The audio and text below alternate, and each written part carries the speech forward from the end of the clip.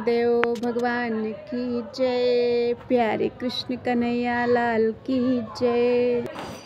श्रीमद् वाल्मीकि रामायण 22वां सर्ग चल रहा है और इसके 21 श्लोक हो चुके थे। आज 22वें श्लोक से। आघूर्णित तरंगौघः कालिका नीलशंकुलः गंगा सिंधु प्रधानाभिरापगाभिः समावृतः। चंचल तरंगे उसे घेरे हुए थीं, मेघमाला और वायु से वह व्याप्त था तथा गंगा और सिंधु आदि नदियाँ उसे सब ओर से घेर कर खड़ी हुई थी। उद्वर्तित महाग्राहः सम्भ्रान्तोरगराक्षसः देवतानां स्वरूपाभिर्नानारूपाभिरीश्वरः सागरः समुपक्रम्य पूर्वमामन्त्र्य वीर्यवान् अब्रवीत् प्राञ्जलिर्वाक्यं राघवं सर्पाणिनम्। उसके भीतर बड़े बड़े ग्राह उद्भ्रांत हो रहे थे। नाग और राक्षस घबराए हुए थे। देवताओं के समान सुंदर रूप धारण करके आई हुई विभिन्न रूप वाली नदियों के साथ शक्तिशाली नदीपति समुद्र ने निकट आकर पहले धनुर्धर श्री रघुनाथ जी को संबोधित किया, फिर हाथ जोड़कर कहा, पृथ्वी वायुराकाशम आपो ज्योतिश्च राघव स्वभावे सौम्य तिष्ठन्ति शाश्वतं मार्गमाश्रिताः। सौम्य रघुनंदन, पृथ्वी, वायु, आकाश, जल और तेज ये सर्वदा अपने स्वभाव में स्थित रहते हैं, अपने सनातन मार्ग को कभी नहीं छोड़ते, सदा उसी के आश्रित रहते हैं। तत्स्वभावो ममाप्येष यदगाधोऽहं प्लवः विकारस्तु भवेद्गाधः एतत् ते प्रवदाम्यहम्। मेरा भी यह स्वभाव ही है, जो मैं अगाध और अथाह हूँ, कोई मेरा पार नहीं पा सकता। यदि मेरी थाह मिल जाए तो यह विकार मेरे स्वभाव का व्यतिक्रम ही होगा। इसलिए मैं आपसे पार होने का यह उपाय बताता हूँ। न कामान्न न च लोभादवा न भयात् पार्थिवात्मज ग्राहन क्राकुल जलम स्तंभयेयं कथंचन। राजकुमार, मैं मगर और नाके आदि से भरे हुए अपने जल को किसी कामना से, लोभ से अथवा भय से किसी तरह स्तंभित नहीं होने दूंगा। विधास्येन गन्तासि विसहिष्येऽप्यहं तथा न ग्राहा विधमिष्यन्ति यावत् सेनातरिप्यते हरेणां तरणे राम करिष्यामि यथा स्थलम। श्री राम, मैं ऐसा उपाय बताऊंगा जिससे आप मेरे पार चले जाएंगे। ग्राह वानरों को कष्ट नहीं देंगे, सारी सेना पार उतर जाएगी और मुझे भी खेद नहीं होगा। मैं आसानी से सब कुछ सह लूँगा। वानरों के पार जाने के लिए जिस प्रकार पुल बन जाए वैसा प्रयत्न मैं करूँगा।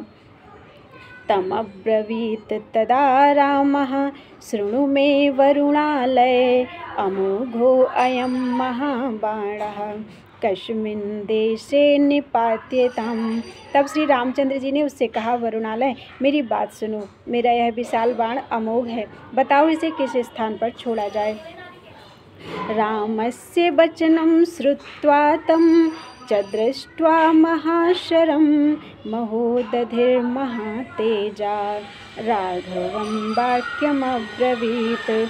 श्री रामचंद्र जी का यह वचन सुनकर और उस महान बाण को देखकर महातेजस्वी महासागर ने रघुनाथ जी से कहा, उत्तरेणावकाशोऽस्ति कश्चित् पुण्यतरो मम द्रुमकुल्य इति ख्यातो लोके ख्यातो यथा भवान्।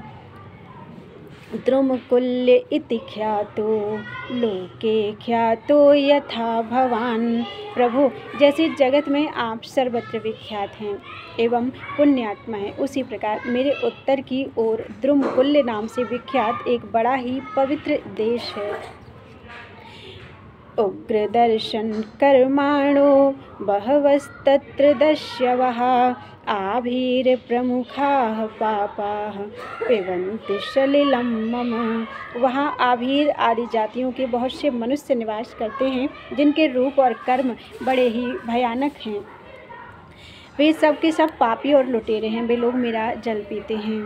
तैर्नस्तत् स्पर्शनं पापं सहेयं पाप कर्मभिः अमोघः क्रियतां राम अयं तत्र शरोत्तमः। उन पापचारियों का स्पर्श मुझे प्राप्त होता रहता है, इस कारण से इस पाप को मैं नहीं सह सकता।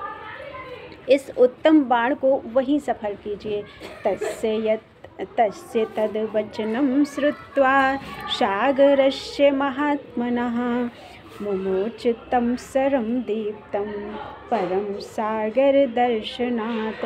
महामना समुद्र का यह वचन सुनकर सागर के दिखाए अनुसार उसी देश में श्री रामचंद्र जी ने वह अत्यंत प्रज्वलित बाण छोड़ दिया। तेन तन्मरुकान्तारं पृथिव्यां किल विश्रुतं निपातितः शरो यत्र वज्रासनिशमप्रभः। वह वज्र और असनि के समान तेजस्वी बाण जिस स्थान पर गिरा था, वह स्थान उस बाण के कारण ही पृथ्वी में दुर्गम मरुभूमि के नाम से प्रसिद्ध हुआ। ननाद च तदा तत्र वसुधा शल्यपीडिता तस्माद् व्रणमुखाद् तोयम् उत्पपात रसातलात्। उस बाण से पीड़ित होकर उस समय वसुधा आर्तनाद कर उठी। उसकी चोट से जो छेद हुआ उसमें होकर रसातल का जल ऊपर को उछलने लगा। सबभूव तदा कूपो व्रण इत्येव विश्रुतः सततं चोत्थितं तोयं समुद्रस्यैव दृश्यते। वह छिद्र कुएं के समान हो गया और व्रण के नाम से प्रसिद्ध हुआ। उस कुएं से सदा निकलता हुआ जल समुद्र के जल की ही भांति दिखाई देता है। आवदारण शब्दश्च दारुणः समुपद्यत तस्मात् तद्बाणपातेन अपः कुक्षिश्वशोषयत्। उस समय वहाँ भूमि के विदीर्ण होने का भयंकर शब्द सुनाई पड़ा। उस बाण को गिराकर वहाँ के भूतल की कुक्षि में अर्थात तालाब पोखरे आदि में वर्तमान जल को श्री राम ने सुखा दिया। विख्यातं त्रिषु लोकेषु मरुकान्तारमेव च शोषयित्वा तु तं कुक्षिं रामो दशरथ आत्मजः वरं तस्मै ददौ विद्वान् मर्वे अमर विक्रमा। तब से वह स्थान तीनों लोकों में मरुकांतार के नाम से ही विख्यात हो गया। जो पहले समुद्र का कुक्षि प्रदेश था, उसे सुखाकर देवोपम पराक्रमी विद्वान दशरथ नंदन श्री राम ने उस मरुभूमि को वरदान दिया। पशव्यश्चाल्परोगश्च फलमूलरसायुतः बहुस्नेहो बहुक्षीरः सुगन्धिर्विविधौषधिः। यह मरुभूमि पशुओं के लिए हितकारी होगी, यहाँ रोग कम होंगे। यह भूमि फल मूल और रसों से संपन्न होगी। यहाँ घी आदि चिकने पदार्थ अधिक सुलभ होंगे। दूध की बहुतायत होगी, यहाँ सुगंध छाई रहेगी और अनेक प्रकार की औषधियाँ उत्पन्न होंगी। एवमेतैश्च संयुक्तो बहुभिः संयुतो मरुः रामस्य वरदानाच्च शिवः पंथा बभूवः। इस प्रकार भगवान श्री राम के वरदान से वह मरु प्रदेश इस तरह के बहुसंख्यक गुणों से संपन्न होकर सबके लिए मंगलकारी मार्ग बन गया।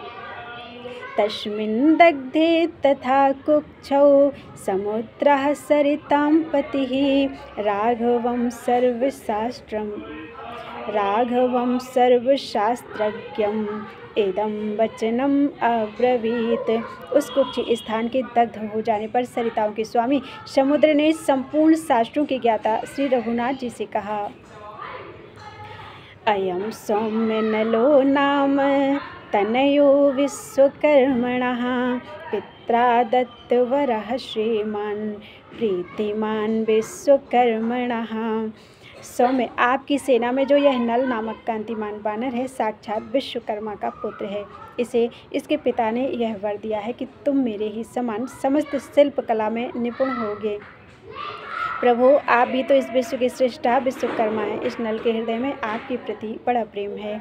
इससे तुम महोत्साह करो तुमई वानरः, तम हम धारयिष्यामि यथा येस पिता तथा। यह महान उत्साही बानर अपने पिता के समान ही शिल्प कर्म में समर्थ है, अतः यह मेरे ऊपर पुल का निर्माण करे, मैं उस पुल को धारण करूँगा।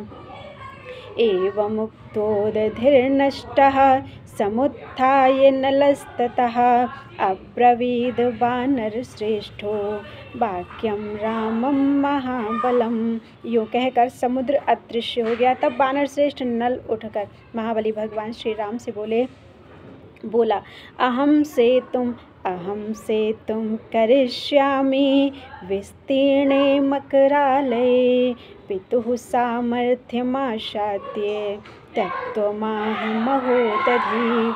प्रभु, मैं पिता की दी हुई शक्ति को पाकर इस विस्तृत समुद्र पर सेतु का निर्माण करूँगा। महासागर ने ठीक कहा है। दंड एव वरो लोके पुरुषस्येति मे मतिः, धिक्षमां कृतज्ञेषु सांत्वं दानमथापि वा। संसार में पुरुष के लिए अकृतज्ञों के प्रति दंड नीति का प्रयोग ही सबसे बड़ा अर्थ साधक है, ऐसा मेरा विश्वास होता है। वैसे लोगों के प्रति क्षमा, सांत्वना और दान नीति के प्रयोग को धिक्कार है। वैसे लोगों के प्रति क्षमा, सांत्वना और दान नीति के प्रयोग को धिक्कार है। अयम ही सागरो भीमः सेतु कर्मदिद्रक्षया, ददौ दंड भयाद्गाधम राघवाय महोदधि।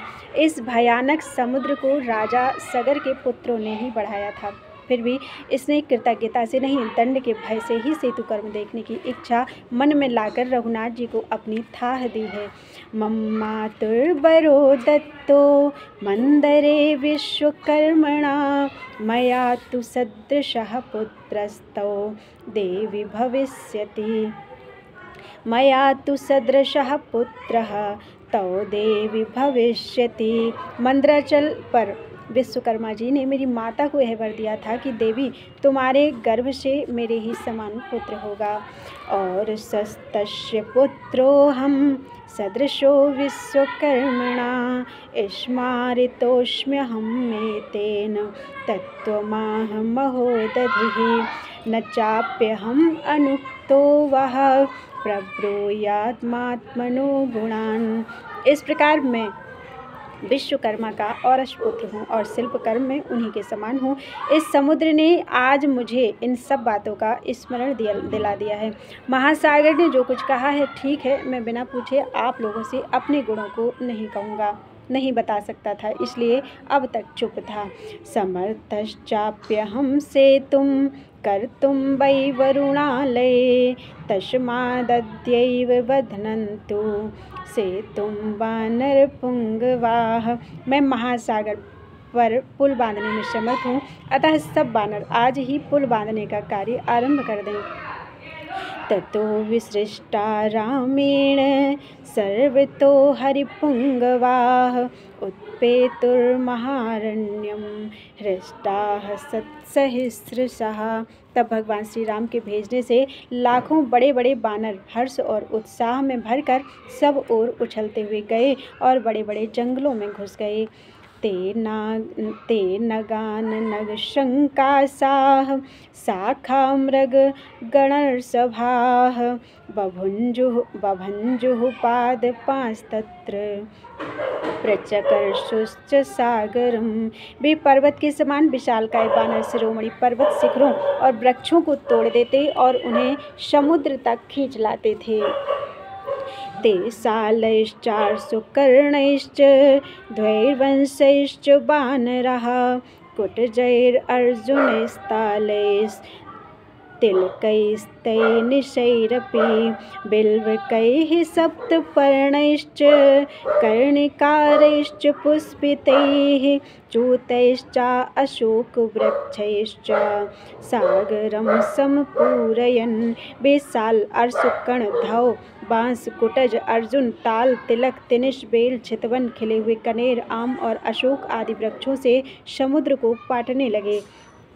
समूलांश्च विमूलांश्च पादपान् हरिषत्तमाः इन्द्रकेतु निवोद्यम में प्रजहुर्वानरास्तरून्। वे श्रेष्ठ वानर वहाँ के वृक्षों को जड़ से उखाड़ लाते या जड़ के ऊपर से भी तोड़ लेते थे।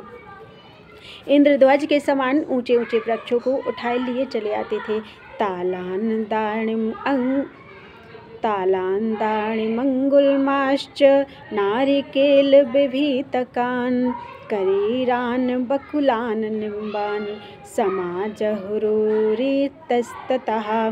ताड़ों अनार की झाड़ियों नारियल और बहेड़े के वृक्षों करीर बकुल और नीम को भी इधर उधर से तोड़ मरोड़ कर लाने लगे। हस्तिमात्रान् महाकायाः पाषाणाश्च महाबलाः पर्वताश्च समुत्पाट्य यंत्रैः परिवहन्ति च।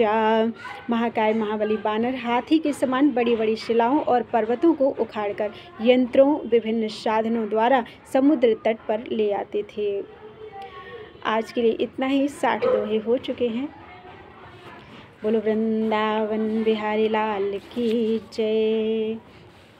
कथा विसर्जन होते हैं सुनो वीर हनुमान, जो जन आए जहाँ से तहाँ करो प्रस्थान।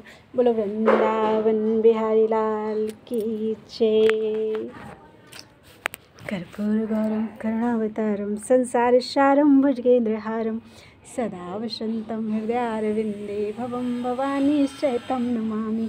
त्वमेव माता च पिता त्वमेव बन्धुश्च सखा त्वमेव विद्या द्रविणं त्वमेव सर्वं मम देव। हरे राम राम राम हरे हरे, हरे कृष्ण कृष्ण कृष्ण हरे हरे।